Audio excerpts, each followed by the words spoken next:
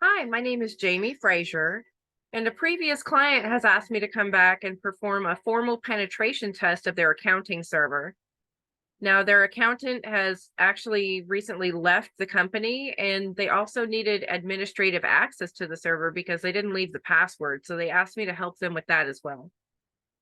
And so I'm going to show you how I enumerated the vulnerabilities, exploited them, and gained administrative access to the server for them.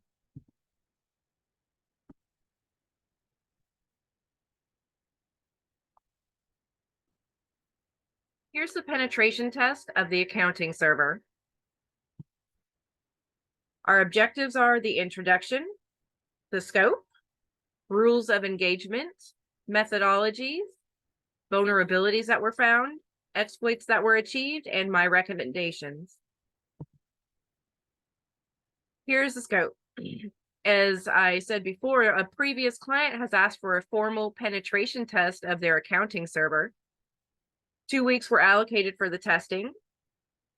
They provided a workstation with Kali Linux installed, and this was also a black box scenario, meaning I had no previous knowledge of the accounting server. Here are the rules of engagement. Only the accounting server was authorized for me to scan and exploit. No other machines in the network were to be scanned. And no information found was to be disclosed to any individuals except the client designated contact person. Here are the methodologies.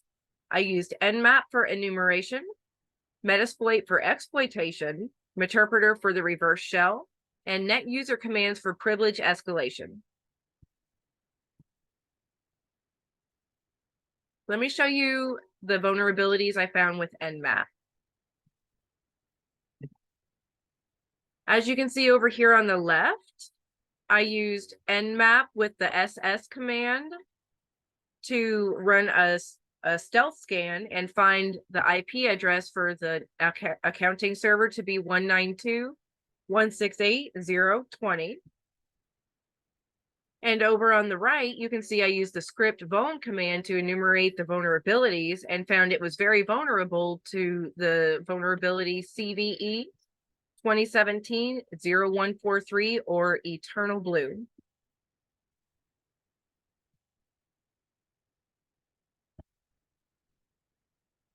Next, we used Metasploit.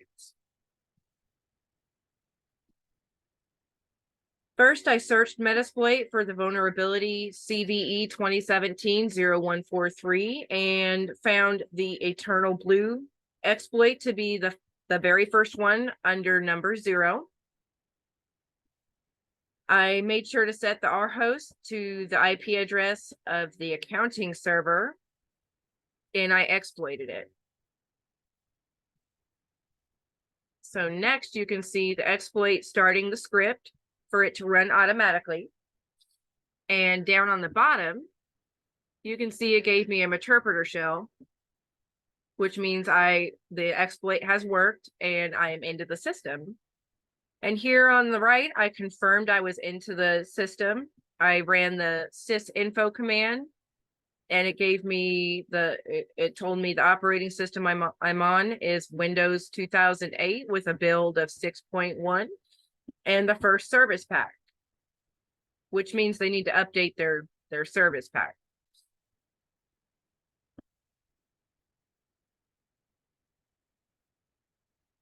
Next, I put that session into the background, and I started a payload in Metasploit.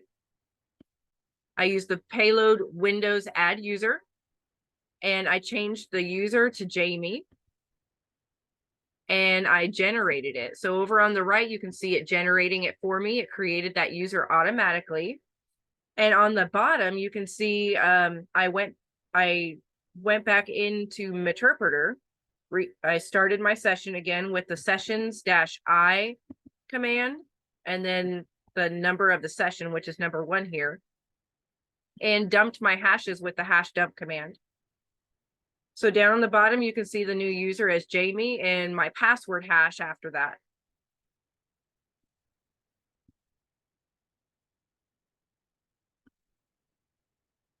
So here you can see I had added myself to the Windows server, the accounting server right here. So it's just me and the administrator now.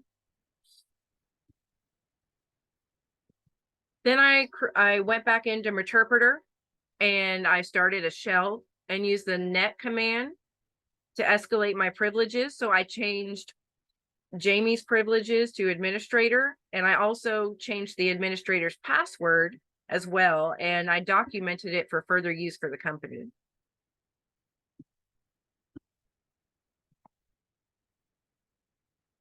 Here are the remediations or my recommendations. They need to install Microsoft's patch for Eternal Blue as soon as possible. They need to ensure the antivirus is up to date. They need to review and manage the use of privileged accounts, including implementing least privilege. No user should be assigned administrative access unless absolutely necessary.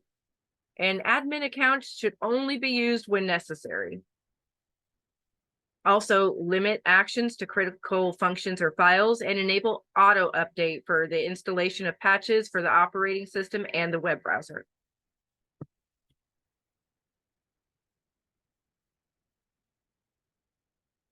Okay, now I'm going to show you a live demonstration of how I exploited the server and created the new user. And when I'm done, I'm going to show you that I deleted it from the account. The computer, not the account.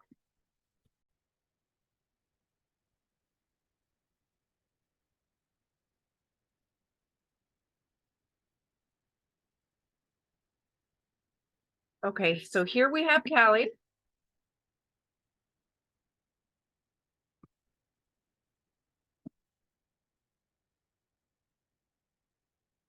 Okay, I'm now running as root. I'm going to start the Metasploit console. Give it just a second.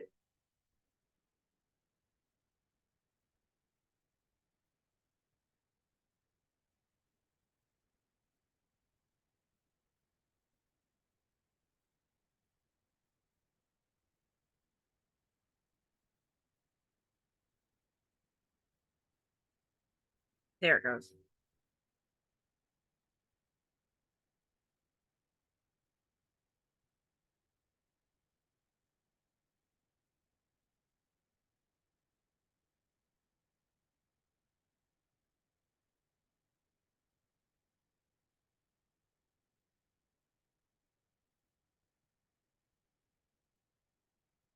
Okay, now we've started the Metasploit console.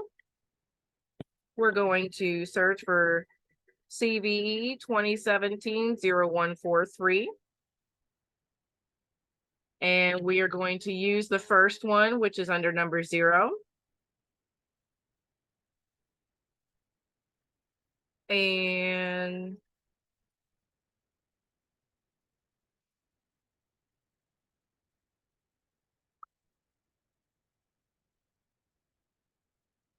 we are going to set the R hosts to the IP address of the accounting server, which is 192.168.0.20.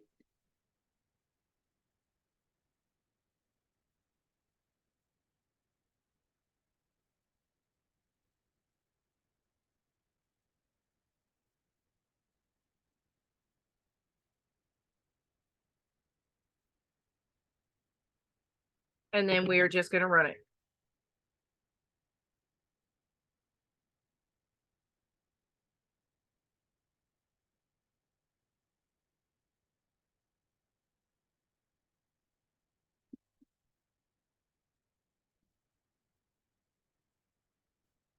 As you can see, it's running the script and it just opened a Meterpreter shell for me.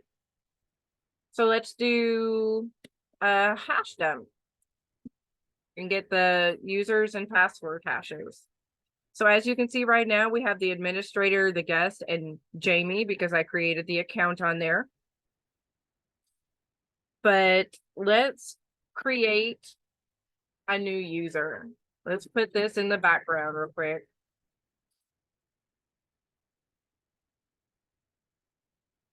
let's see if we can do it this way. We want to use payload Windows add user.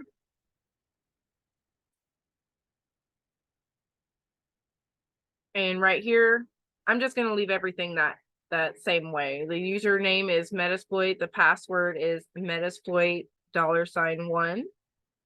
We're going to click, or not click, we're going to put generate.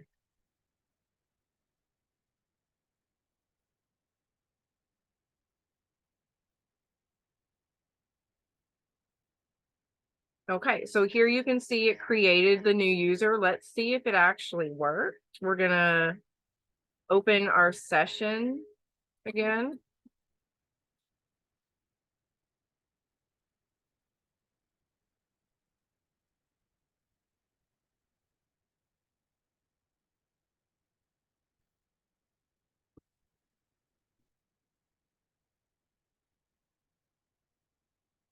Okay, so it didn't work this time, but that doesn't mean it's not doable. So let me show you another way to do it.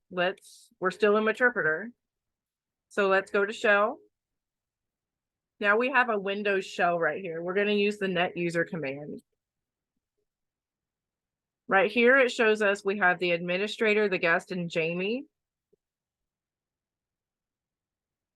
We're going to do, how about David?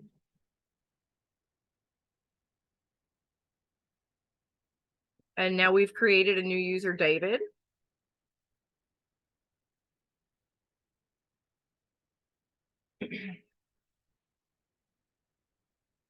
And let's see if it worked over here.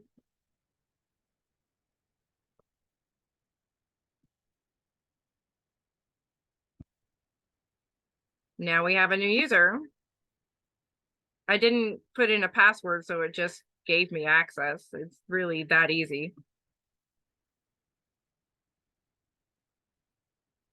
As you can see over here, this is the accounting server. It's letting me log in. And let's see. I didn't give David administrator access yet, but let's log out of here and I'll show you that I've changed the password to the administrator account and we can actually get in there to the regular administrator account. Let's see, I changed it to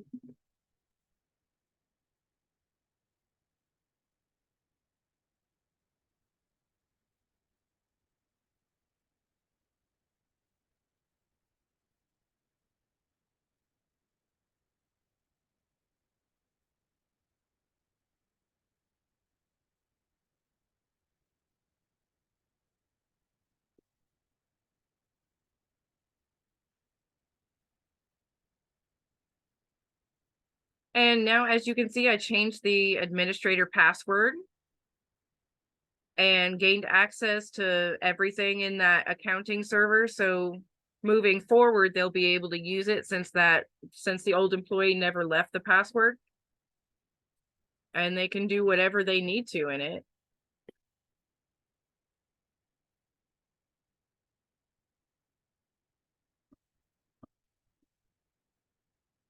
Now we're in the server manager, so they can do whatever they need to with that administrator account. Now we're going to go back to Kali Linux and we are going to delete those other two users because we don't need them anymore. There goes Jamie.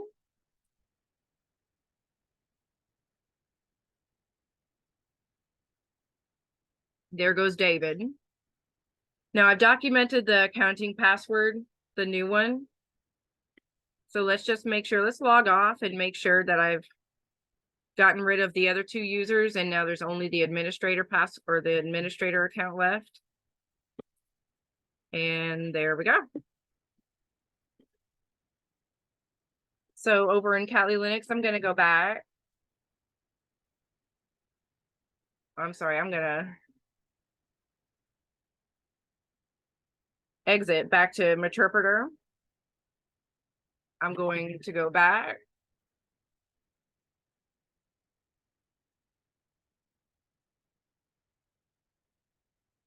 Okay, there we go. I exited out of it.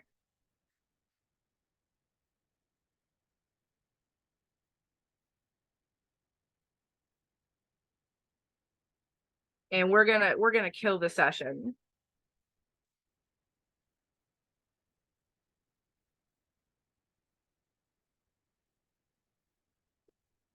I think I might have already done it. Hold on. Yeah, I already killed the session. I'm sorry. I already exited out of it. So that means I closed the back door. And now we're done. That's it. Thank you for watching. And hopefully you can update the operating system as soon as possible. If not, then you need to install the Microsoft patch for Eternal Blue to stop further exploits. Thank you much for your time.